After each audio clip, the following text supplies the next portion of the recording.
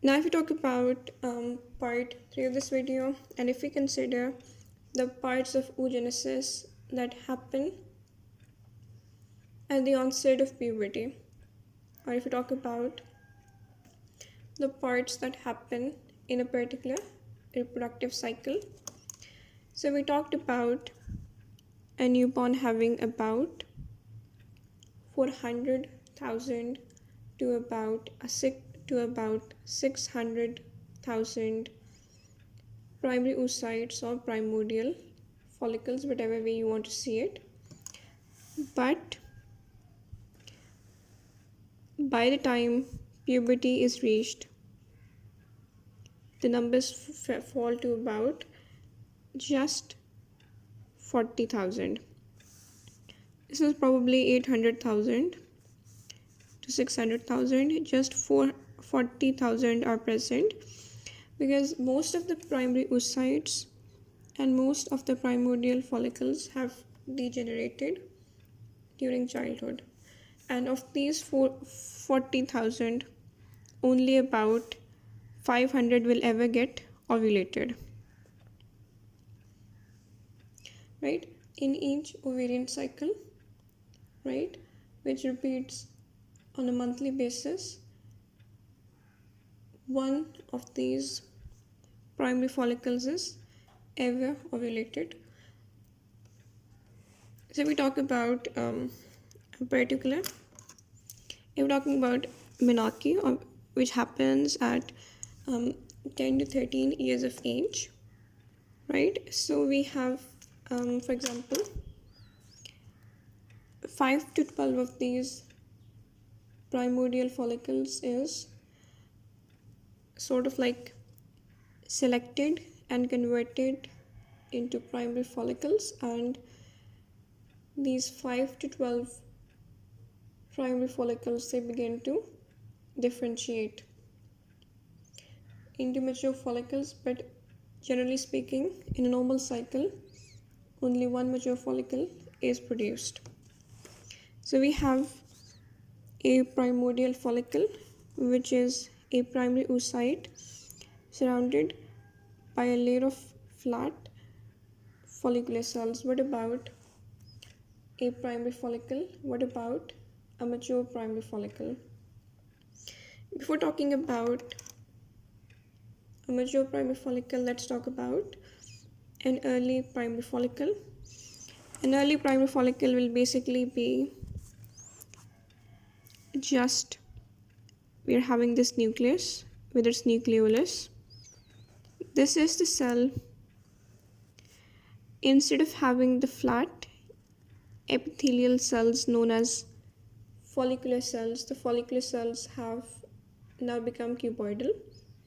So from squamous to cuboidal transition of the follicular cells, also known as the granulosa cells. So it can kind of be shown like this. And this is just the early primary follicle.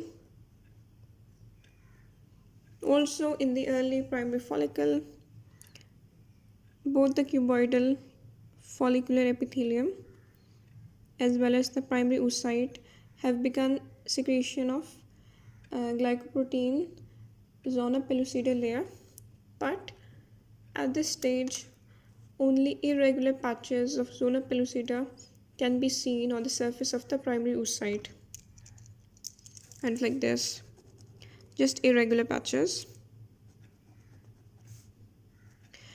Now the oocyte is still in the primary oocyte phase, and this is achieved by the production of oocyte maturation factor, maturation inhibitor OMI, by the follicular cells. This is the early primary oocyte. What about the mature primary oocyte? It is similar. We still have the nucleus of the primary oocyte, which is stuck in the diplotene stage of prophase, just as before. We still have the rest of the cell. The zona pellucida is continuous. Now, although I'm just drawing a part of it. And a stratified layer of cuboidal cells form the follicular cells. So stratified means multiple layers.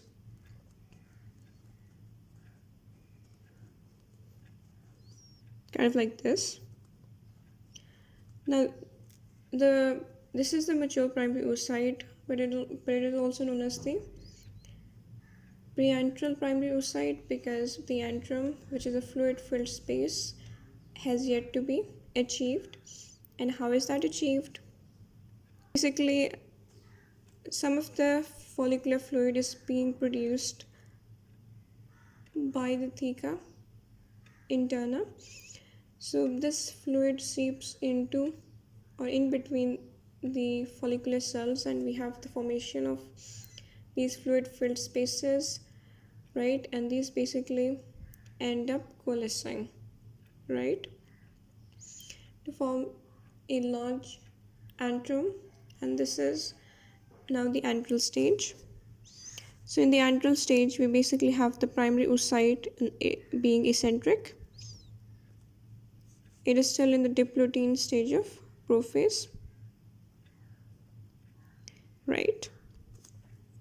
This is the antral and not the mature or the Graafian, and it is in the antral stage that the follicle remains the longest.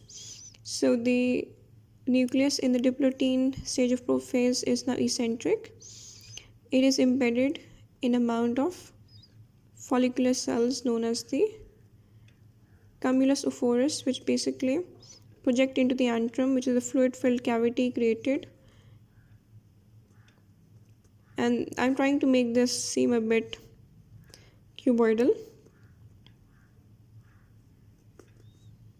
So it's kind of like this.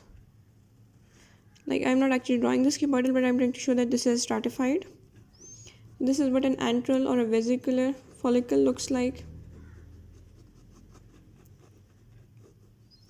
So now ovulation has yet to happen. So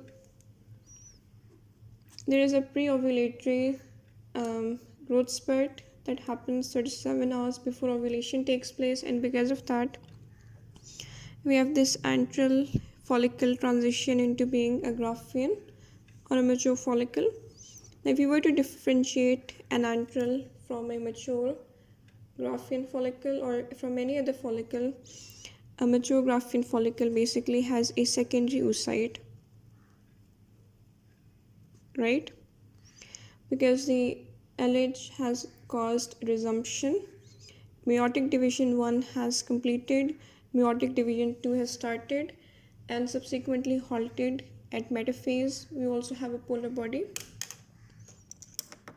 So this is the secondary oocyte, and we may which initially over here there were 46 double structured chromosomes. This one has 23 double structured chromosomes, all right, because this is, and over here we have a small polar body found in between the zona pellucida and the membrane of the primary oocyte,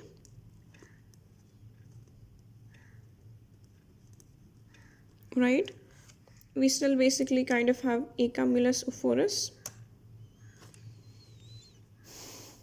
right? So kind of like this.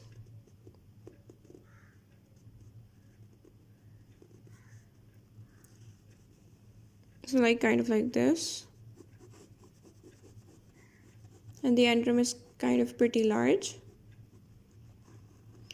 and this secondary oocyte situation is completed 3 hours before ovulation is completed. So I'm hoping this was helpful. If it was, please like, subscribe.